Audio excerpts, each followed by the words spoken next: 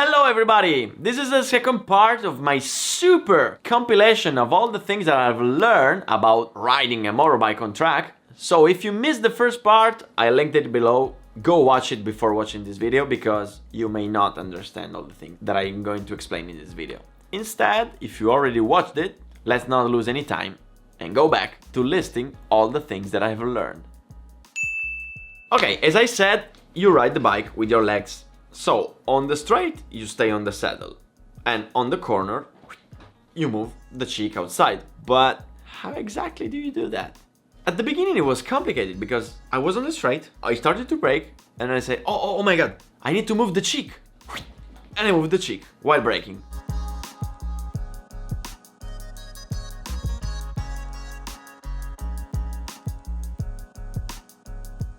The thing is that when you're braking, you're using all your strength in your arms. You're decelerating, and it's hard to move your body.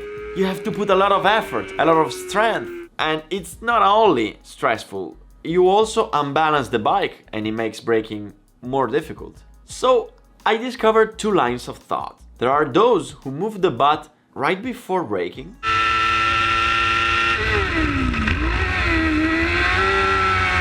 while still accelerating. And there are those who move the butt as soon as they start to brake, using the G-forces to slip off the saddle. I prefer the second one, especially because the 1000 is so powerful that when you're still accelerating, it's not that easy to move the butt. But you know, you should practice and find your best way. At this point, we need to optimize it, so we need not to make unnecessary movements on the bike. So if you have two corners in a row on the same direction, for example, you're leaning right, you accelerate, and you lean right again, you don't put the butt on the saddle to put it back out.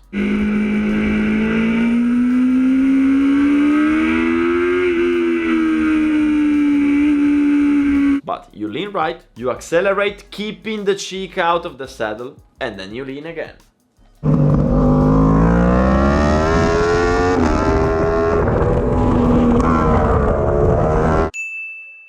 Okay, so what about the rest of the body?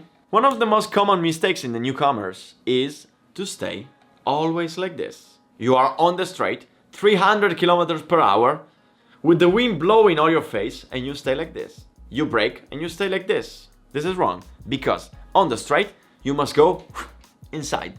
And when you brake, you go outside. Because your body, it's like a sail. So if on the straight you don't go inside, you lose speed. And if in braking you don't go outside, it takes longer to brake. Also, when you brake, if you go up, and this movement must be boom, immediate. You're on the straight, boom, you brake. If you go outside, you can put more strength in the handlebars and be more effective. Okay, at this point, the question is, how do you use your body when cornering? I went to Fabrizio Perotti's school and I learned how to ride with the new style. So I went from riding like a 60s to ride like a modern rider. Well, actually, I tried, but I couldn't.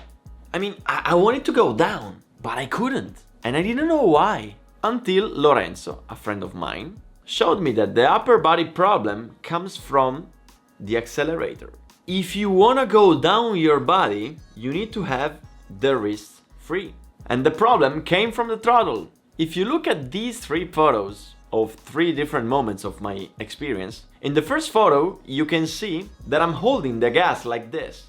And you see, I cannot go down because I cannot move the wrist. In the second photo, I'm holding the gas like this. And I can go down because I can move the wrist. So he taught me that when I release the brake, I need to move the hand around the throttle in order to be able to move the body. And I made a dedicated video which I linked below.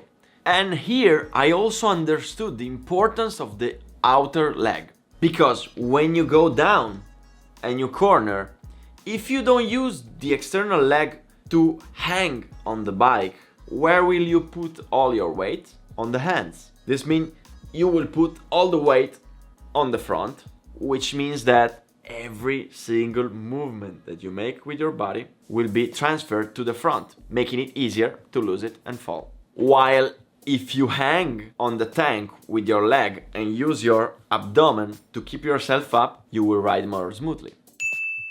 On track, you go fast. Always. You don't go slow. You need always to push. So you never keep your finger on the brake. But when you brake, you brake. When you don't brake, you release the brake and take the throttle. You must use all your RPMs. So on the straight, you accelerate almost until the limiter. You don't wanna go like this, bo, bo, bo, but always like mama.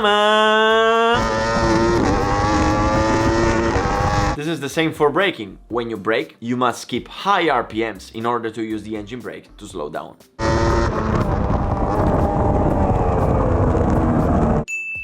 When you downshift, the clutch must be released gently. Because if you release too brutally, your bike moves too much and you cannot control it. While if you release it gently, the bike remains still.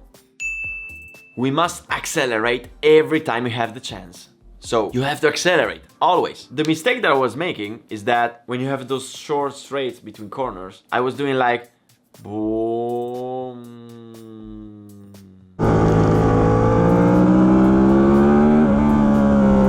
I was walking, while the right thing was to boom.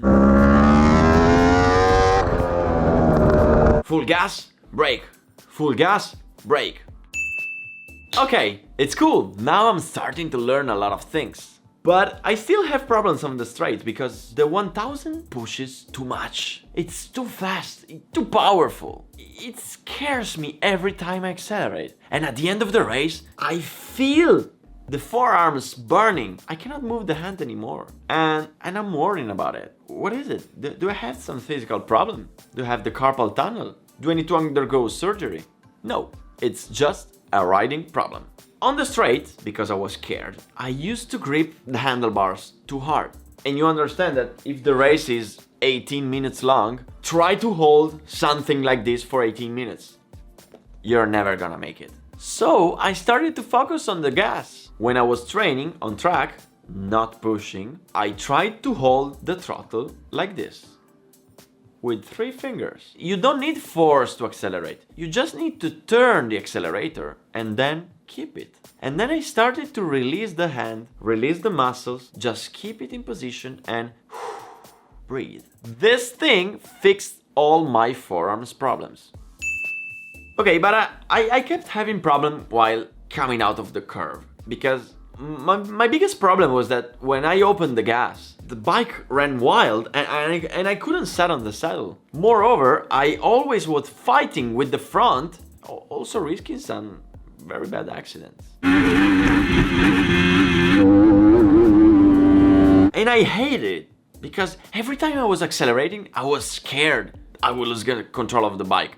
And this was until Franco Morbidelli taught me one special trick. When you exit from the corners, you don't go back on the saddle with your whole body, but you just go in with your chest and then with the butt. And I made a dedicated video which I linked below.